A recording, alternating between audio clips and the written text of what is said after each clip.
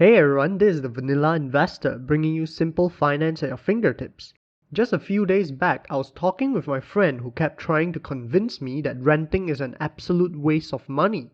According to him, you're basically burning money if you decide to rent. You would be paying the rent every month to the landlord, which would be used to pay the landlord's mortgage. Why would anyone begin to do that rather than taking a mortgage and outright owning a house even if it means waiting for 30 years? Honestly though, I can't wrap my head around how flawed this logic is. Even if you assume that renting is really cheaper in the long run, spoiler alert, it might not be. When you rent, you're not wasting money. You see, you are getting a service in return. As an example, when you call for an Uber, you don't get the car, nor are you getting the driver, and neither are you getting the company itself. What you would be getting is a service. The Uber is going to take you from your office to the mall, which is the whole purpose of the car. Same thing goes for renting. The point here is to have a place to stay, not to own the house. But you would always need a place to stay in for your entire life, which is why many people automatically think of renting as wasting money. Especially when the alternative is to buy a house and own it for the same amount of money. And that's when the misconception starts. Oftentimes, people don't compare apples to apples when it comes to the cost between buying a house and renting a house. What they do is they'll just take the usual price tag of buying a house and compare it directly to the cost of the rental. In this video, I'll break down a fair view between renting and buying a house, and how you can potentially end up with several hundred thousands more if you rent compared to buying a house.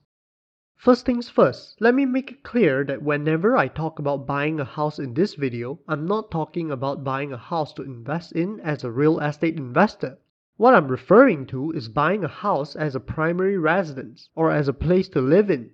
So let's say my friend that I mentioned earlier decides to buy a house because renting is burning money according to him. Let's compare his net worth with another person who decides to rent 30 years later, assuming everything else is constant. As an example, the house we're talking about is valued at $300,000 and it can be rented for around $1,800. So if you take a 30-year mortgage, assuming the interest is around 4.5%, your total monthly payment would be roughly $1,216. This is your total amount, which includes the principal plus the interest. If you only look at a surface level based on these two figures, then a mortgage is clearly cheaper. However, that is not the whole story, as there are other expenses not being accounted for yet. If insurance and property taxes are factored in, then the cost of buying would increase from $1,216 to $1,707. At this point, buying is catching up to the cost of renting, but buying is still cheaper.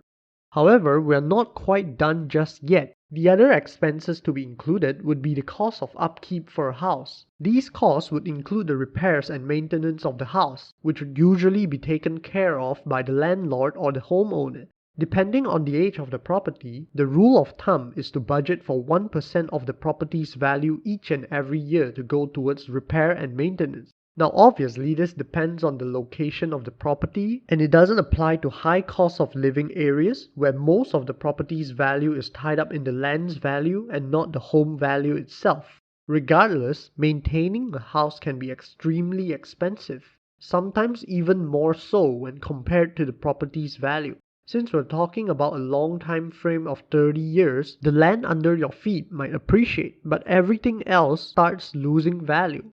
The kitchen might need to be replaced every 10, 15, or 20 years.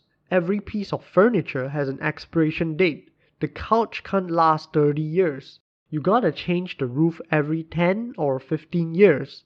And the bathroom needs to be replaced every X number of years. If you ever own a house, you know that maintaining a house is not cheap. On the flip side, you won't have to bear any of these expenses when you rent, as I said previously. Although we budgeted the cost of maintenance to be 1% of the property's value, let's just assume a higher value to be safe at 2.5%. This would equate to a monthly maintenance cost of $625, averaged out over the course of 30 years. This brings the total cost of ownership up to $2,332 a month, while renting is still $1,800. Even though buying has a slight premium over renting, it still seems like a better choice. This is because at the end of the 30 years, you would end up with a house under your name that is fully paid for, while the person who was renting all this while would have nothing. But is this really it? Let us run the numbers and take a closer look. Assuming your house appreciates by 3% a year, the future value of the house will be around $728,000 at the end of the 30 years. This is a safe estimate as anything higher would not be realistic. Now here's what most people would miss: the opportunity cost. People just don't think about this when they buy a home. How much is your down payment worth to you if you just invested it instead? If you put a 20% down payment on your house, which is $60,000 in this case, this money could have been invested in the stock market or used as startup capital for your business venture. The thing about buying a home is, from a financial standpoint, having all your money tied up in a home isn't usually the most profitable thing to do. Let's illustrate how this can happen if you had taken the money and invested it in the stock market instead.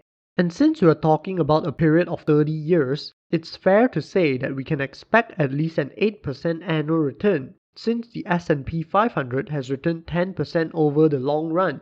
Your monthly mortgage payment is $2,332, but renting a similar house is $1,800, so there is an opportunity cost of $532 every month. So if you invest the difference as well, this would be an upfront investment of $60,000, which is the down payment, and monthly contributions of $532 a month.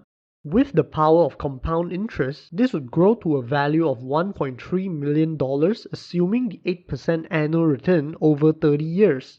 This is a huge difference. If you choose to buy the house, your house will be worth $728,000. But if you choose to rent and invest the difference, you would end up with a sizable portfolio of $1.3 million, which is almost double. So which would you personally prefer? The $1.3 million worth of liquid assets, or the house valued up to $728,000? Things become way different when you look at it from this perspective.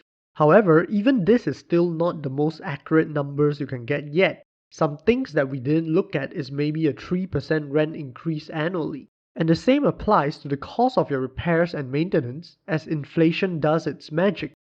Buying a home can also bring you some interest deduction, which you otherwise wouldn't have enjoyed.